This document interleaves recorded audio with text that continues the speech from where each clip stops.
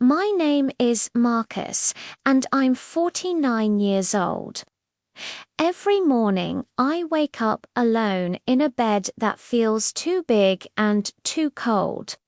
I still reach across to the other side out of habit, hoping for just a moment that I'll find her there. But my wife died 6 years ago, and that empty space beside me is a reminder of everything I've lost. Since she passed, loneliness has become my constant companion. I have a daughter who's grown now with her own life to live. She visits when she can, but I never want to be a burden to her. She deserves her freedom and her future. So most nights I sit in this quiet house listening to the clock tick and the refrigerator hum, surrounded by silence where laughter and conversation used to be. People might look at my life and think I have everything, but I have a good job, financial security, and a comfortable home. But none of that matters when you come home to emptiness. Money can't hold you when you're sad. A big house can't make you feel less alone. Success means nothing when there's no one to share it with. What I need isn't more comfort or more things. I need warmth. I need connection. I need love again. I need a reason to look forward to tomorrow instead of just surviving today. Every weekday before work, I stop at the same small cafe near my office.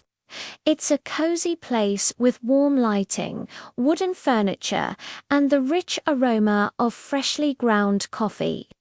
Going there has become the best part of my morning routine, and not just because of the coffee. There's a young waitress named Emily who works there. She's 24 with an infectious smile and bright, curious eyes. She always remembers exactly how I like my coffee without having to ask. She greets me warmly and asks about my day. Sometimes when I make a small joke, she laughs in a way that makes the whole world feel lighter. I know the age difference between us is significant. I know it might seem strange that a man my age would develop feelings for someone so young, but I can't help it. Her kindness and warmth have awakened something in me that I thought had died along with my wife. After months of brief exchanges at the cafe, I finally work up the courage to have longer conversations with her. I ask about her interests, her dreams, what she hopes to do with her life. Emily tells me she wants to study design one day. She loves sketching flowers and architecture. She dreams of traveling to different countries. As I listen to her talk about her aspirations, I feel something I haven't felt in years. I feel hopeful. I feel alive. And slowly I start to believe that maybe she enjoys my company too. Maybe this connection is real. One morning, my hands trembling slightly, I ask if she'd like to have dinner with me.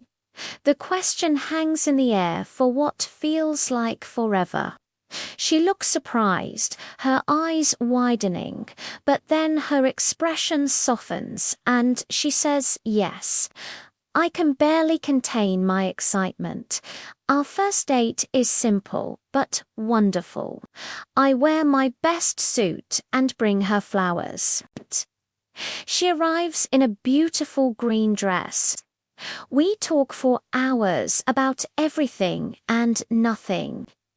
I tell her about my work and my daughter. She shares her artistic dreams and the places she wants to see. When I drop her home that evening, I feel younger than I have in a decade. We begin seeing each other regularly, once or twice a week.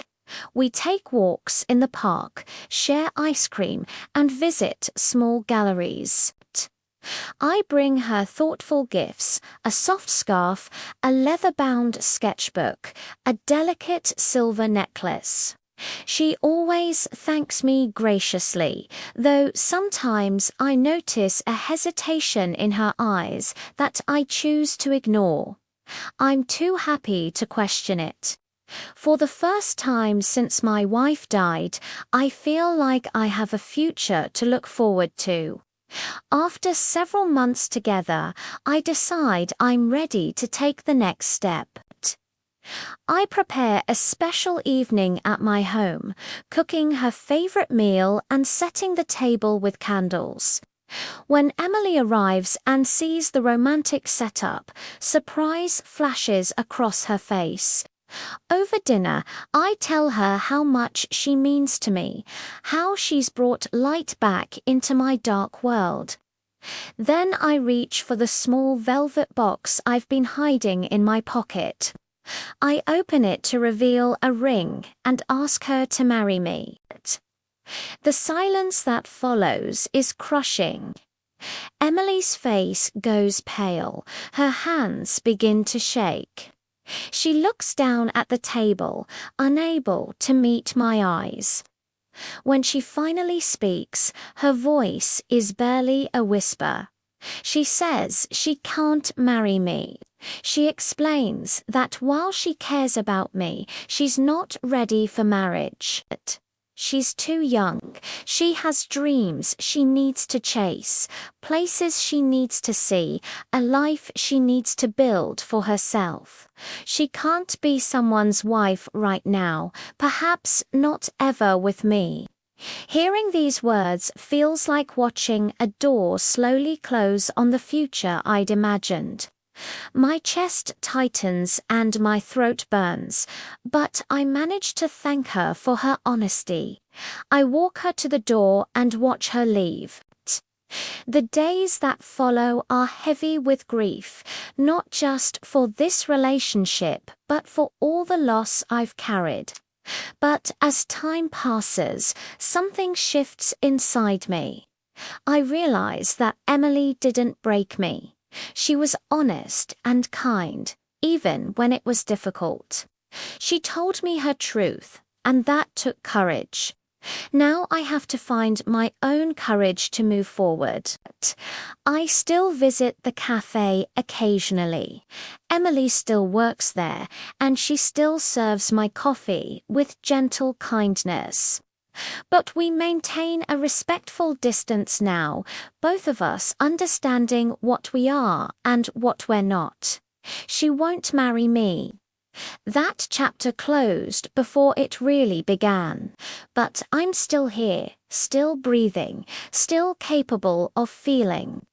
My story isn't finished, but it's just taking a different path than I expected, and perhaps that's exactly what I need to finally heal.